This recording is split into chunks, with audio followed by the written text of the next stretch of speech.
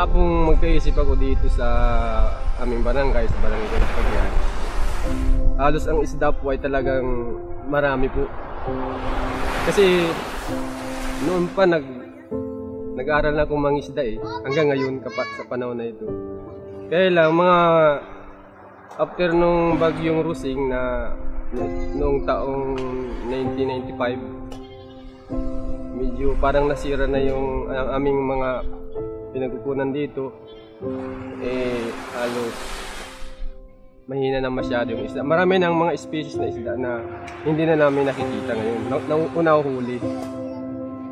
Saka isa na rin, sa dami siguro ng populasyon, kaya hindi nakaramdam na kami ng parang sa paghanap buhay ay mahina talaga masyado. Nakatira ako dito sa Tarum ng almost 35 years. Maganda naman po yung pamumuhay dito. Tsaka, ang nagugustuhan ko dito, yung mga tao naman dito ay mababait sila. May kahirapan din po ang buhay dito. Paminsan-minsan nagkakasakit.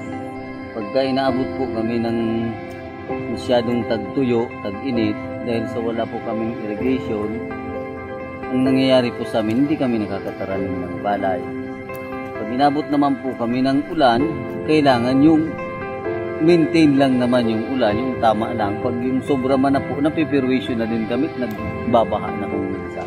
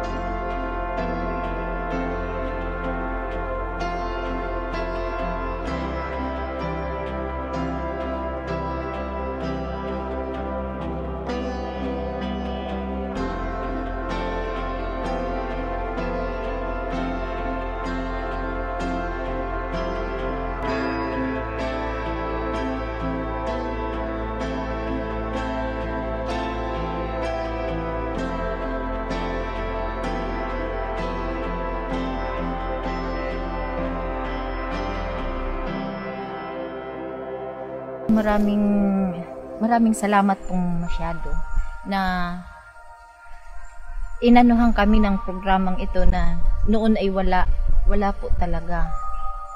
Ngayon, nakita po namin na talagang malaking tulong o naging bahagi sa amin itong ADRA. Lalo na sa yung mga donor sa hindi sa amin nagsasawa na tumulong. Kasi ngayon lang po namin naranasan ang maraming natutunan sa mga training namin dito.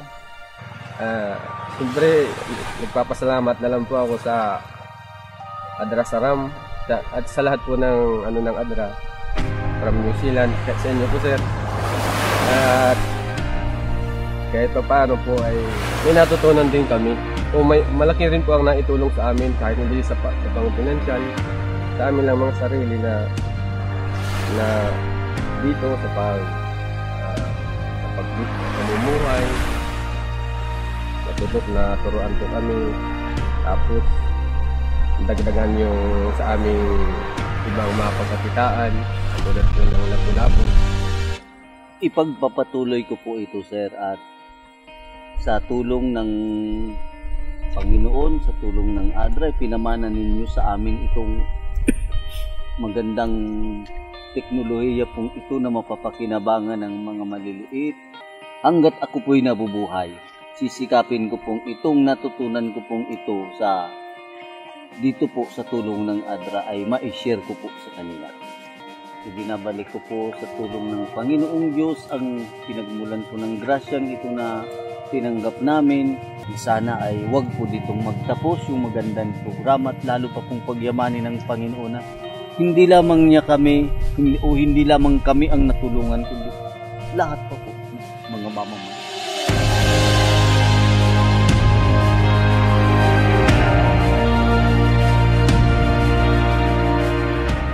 With the Saram project, we have worked with more than 1,500 families in Camarines Norte.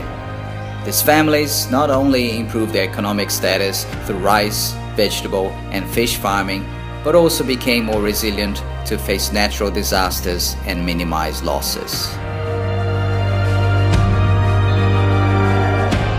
We thank our ADRA New Zealand and MFAT partners for their financial and technical contribution, but above all, our Lord for giving ADRA Philippines the opportunity to serve so many families through this project.